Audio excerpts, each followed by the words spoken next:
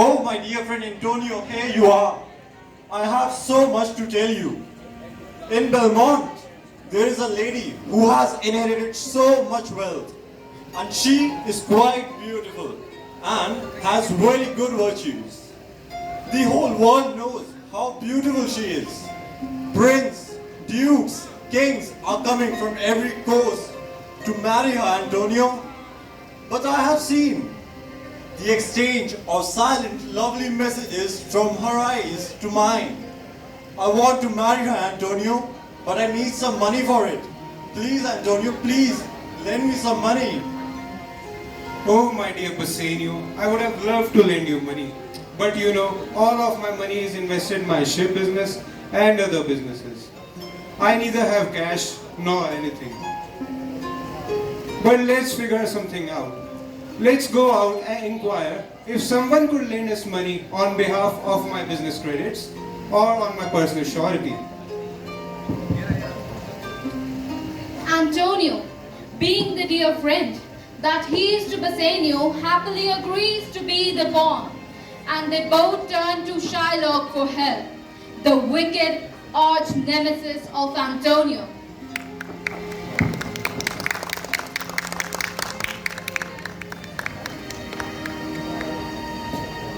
$1,000. Yes, sir, and just for 3 months. 3 months. Uh-huh. Yes, sir, and here, my friend Antonio, merchant of Venice, will be your surety, so nothing to worry for. Antonio, you will be my security, don't you? Well then, that's fine. Let's sign a bond.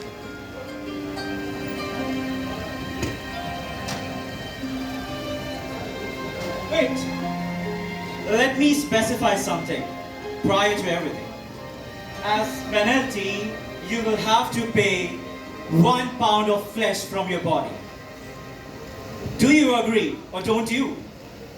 I certainly agree to this, Shylock, and will sign this bond. That's absolutely fine.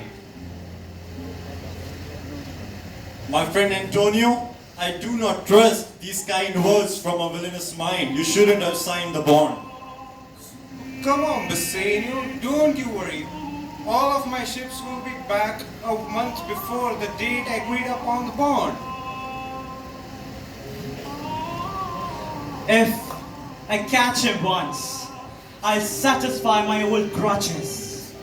This Antonio, he has been bragging about me all the way wherever he goes. About my business, my character, and everything. I'll do the justice, Antonio. While Antonio and Bassanio find their way through the cloys of Shylock, back in Belmont, suitors have come to marry Portia in response to her father's very strange will. The will says that anyone to marry Portia must choose between the correct casket out of the gold, the silver, and the lead one, the one with Portia's portrait. Among countless suitors is also Bassanio. Will Bassanio win her heart, or will this be another of Shakespeare's romantic tragedies? Let's find out. Draw aside the curtains and let the noble prince see the caskets.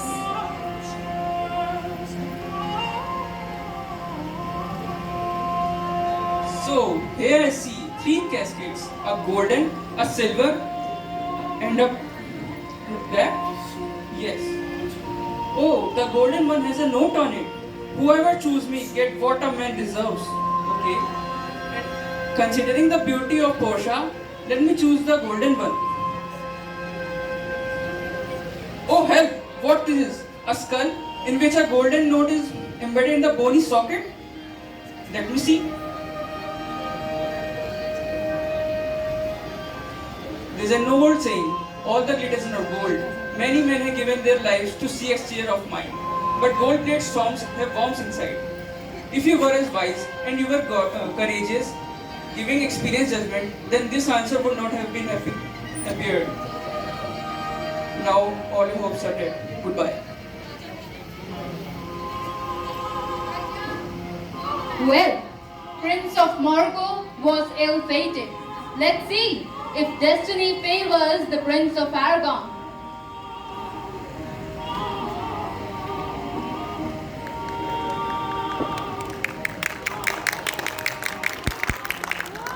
Then I turn to you, O precious silver casket, with an inscription, whoever chooses it will get as much as he deserves. So without any further delay, let me open what my fortune says.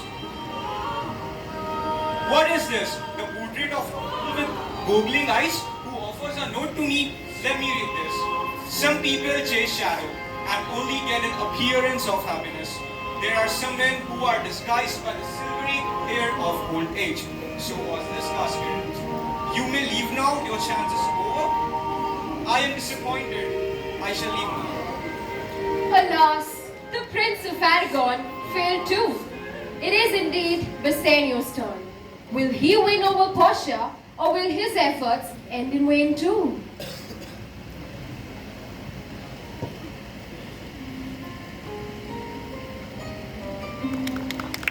Best of luck, Bassanio. Oh my, 3 caskets to choose from. I hope God help me through this and I am able to marry Portia. Gold, silver and lead. External show has no real value, yet the whole world gets fooled by these shiny gold, silver things. Therefore, I choose this lead casket. I choose this lead casket even though I have to risk everything and it does not promise me anything.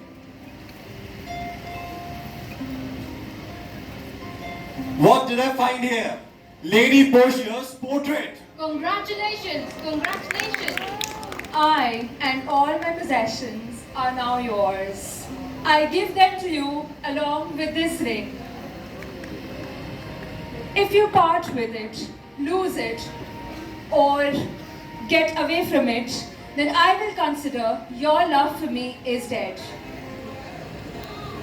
Lady Portia, I promise to protect this ring with my life.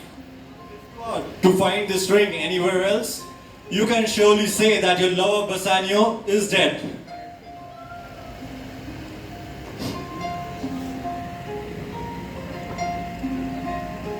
Bassanio was cheerful to have found his true love, but on the contrary, hell has befallen Antonio.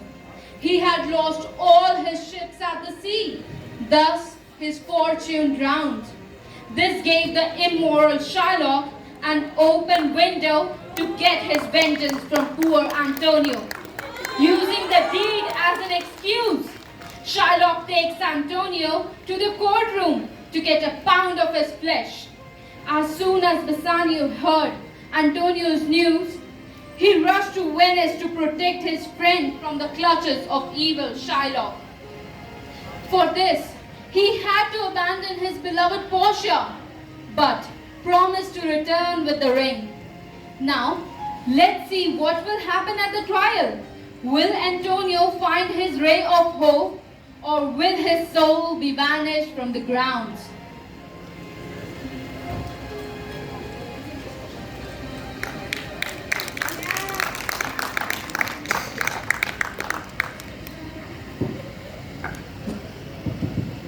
Is Antonio here? Yes, Your Honor, I'm already here. Antonio, I am sorry. You have to defend yourself against a stone-hearted enemy. Where is Shylock? I'm here, my lord. Shylock, will you stick to your statement or will you show mercy? My lord, I have informed you about my intentions. I want my penalty to be paid back and every single law that is mentioned in the contract to remain the same. I would not exempt Antonio from this contract because I hate him. With my authority, I will join the court. Unless Valerio, a learned doctor of law, comes for today. The case which has been brought to me is very strange indeed. Antonio, Do you agree to have made this agreement? Who is this uncanny lawyer that miraculously appeared to save Antonio's life? Are you certain if you know him well? Let's find out. Yes, I do. Well then, let Shylock be merciful. Shylock, Mercy? Mercy? Why would I show mercy to this Antonio? mercy is the gift of God. It falls from the heaven as gentle rain. It is twice blessed. It blesses the one who shows mercy and the one who receives it. I have said this to soften the cruel justice you have demanded. But if you insist, then the strict court of Venice will pass a sentence against the merchant. I seek the justice that is being passed by the court, because this Antonio has breached the contract, madam. May I see the bond? It is. All right then, a pound of flesh is yours. The law sanctions it. Oh, thank you. But just a minute. The bond does not specify that any drop of blood can be shed.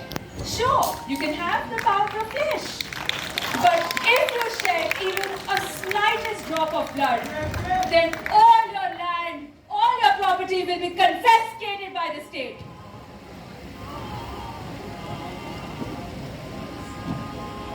Therefore, prepare thee to cut off the flesh. Shed thou no blood, nor cut thou less nor more, but just a pound of flesh.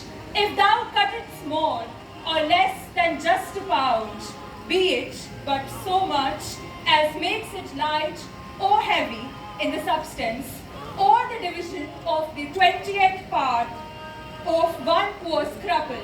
Nay, if the scale do turn, but in the estimation of a heir, thou diest, all thy goods will be confiscated.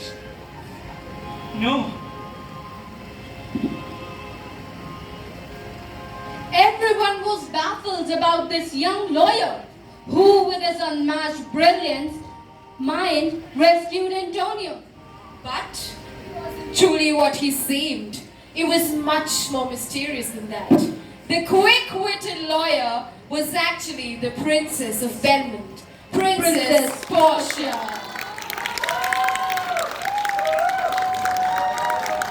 Shylock got the taste of his own unscrupulous acts.